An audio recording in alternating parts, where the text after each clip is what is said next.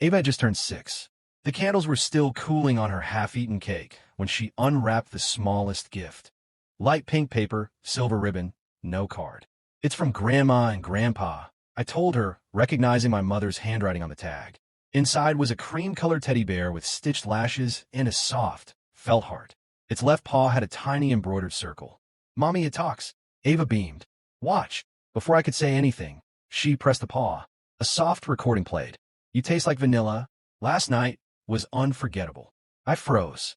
Jeremy, my husband, was outside grilling burgers. My parents were halfway across the country. But I knew that voice. Every syllable. Every cadence. Ava tilted her head. "Who was that?" My hand shook as I gently took the bear from her arms, setting it aside with a forced smile. "Just a silly joke, sweetheart." I tucked her in early. I sat on the couch. I didn't cry.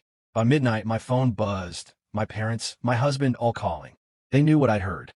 And I knew something else. Whatever that bear was meant to say wasn't meant for Ava. It was meant for me. I didn't answer the calls. I just stared at the bear. It sat like a crime scene on the dining table. Innocent and still, except for that cursed button stitched into its paw. I didn't dare press it again. Once was enough. I knew that voice the way I knew the contours of my own hands. Jeremy's voice, whispering something he never said to me. I'd heard that tone before, but not in years. Not since long before Ava was born. He used to speak to me like that. But whoever he was speaking to on that recording wasn't me. The worst part? He sounded happy. Down the hall, Ava was fast asleep, clutching a different stuffed animal, blissfully unaware that her birthday gift had just detonated the life I thought I had. At 2:14 a.m., Jeremy cracked open the bedroom door. "You're awake," he said, voice careful. "I heard the bear," I said flatly. Silence. Then, "I can explain." "Can you?" He stepped inside, slowly. "It was a mistake. I didn't know they'd send that one." "That one?" My stomach turned. "So you knew there were others?" I asked. He didn't answer, and I realized in that moment I wasn't even close to the full truth. Jeremy stood there in silence, the moonlight spilling through the curtains and cutting across his face like a spotlight. He looked pale, sweating. He wasn't used to being caught. Not like this. Not without warning. "I didn't send it," he said finally, jaw tight. "Your parents must have. I don't know, mixed something up. Mixed up a voice recording of you talking about last night." His mouth opened, then closed. I stood. "I'm not asking you if you cheated," I said, voice low, steady.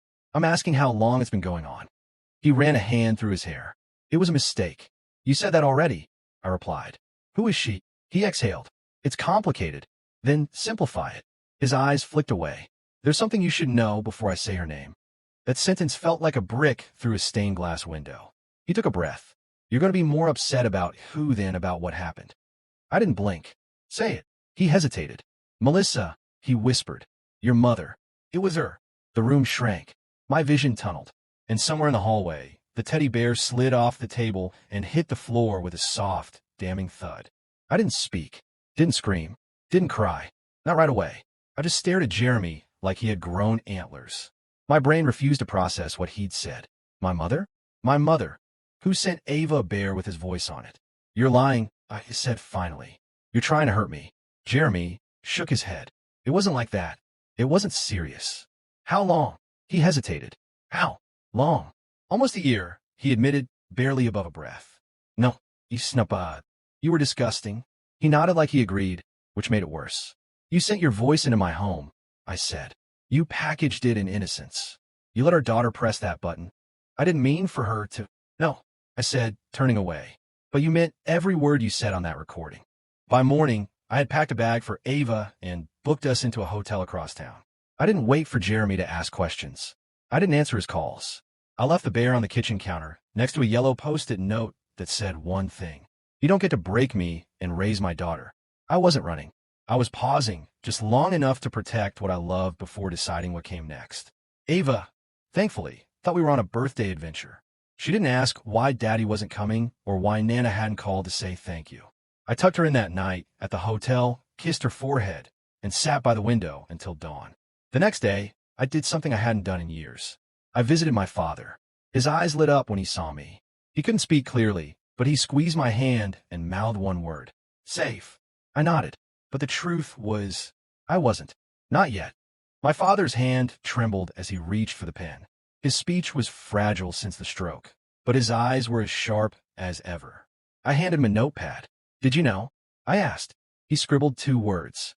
Since March. That was nearly a year ago. Why didn't you say anything? No one listens to sick men. Tears blurred my eyes. Heard things. Late calls. Guilt. She changed. Cold. Distant. Then, I'm sorry I didn't protect you. I looked at this man who once carried me on his shoulders, now folded in a wheelchair. No, Dad, I whispered. You were the only one who ever tried. I didn't call first. I showed up at my parents' house unannounced. Ava was at daycare. My heart pounded. Mom opened the door with a soft smile. Sweetheart. Finally. I walked past her. Why did you give Ava that bear? Her hand trembled. I didn't know she'd press it. So it was for me? I was in love, she said, voice cracking. With my husband? I made a mistake. No, you made choices. I leaned in. You put your affair in a teddy bear. She crumpled. You used my daughter to hide your shame. You didn't just betray me, I said. You invaded my daughter's innocence. You let her press that button. I didn't mean. You meant everything. I was lonely, she whispered. Your father wasn't there. So you chose Jeremy. She didn't deny it. I spoke to Dad, I added. Her face drained. He knew. Since March. He heard everything. She stepped back. What do you want from me? She asked. Nothing, I said. Not your apology. Not your tea. I want distance. Legal. Financial. Emotional. You cut me off? You cut yourself off the moment you put his voice in a bear. The next day, I hired a lawyer. I handed over the teddy bear in a sealed bag. We traced the recording. Uploaded from Jeremy's phone. Paid for by my mother's email. Intent. I filed for sole custody. Emotional endangerment. The bear. The receipts. My father's handwritten notes. This is airtight, my attorney said. That night, Ava asked, can I keep the bear? No, honey, I said. That one's going away. Why? Because some stories don't belong in toys. Just courtrooms. 6 weeks later, the divorce was final. Jeremy moved away. My mother sent a letter. No apology. Only excuses. I never wrote back. Ava and I moved. New school. New keys. No more secrets. One night she asked, why don't we see Nana? I answered, because not every gift comes with love. She nodded, understanding more than a 6-year-old should. That night, I stood in her doorway and felt something for the first time in months. Not grief. Freedom. If the story moved you, if it made your heart race, your hands shake, or your past whisper, you're not alone. Orange Heart, share this with someone who's carried silence for too long. Thumbs up like this video so more people can find it. Bell subscribe for stories that remind us. Freedom isn't given. It's claimed. Speech balloon, tell us where you're watching from. Drop your city and country below. We read every comment. Until next time, protect your peace. And never apologize for walking away from what broke you.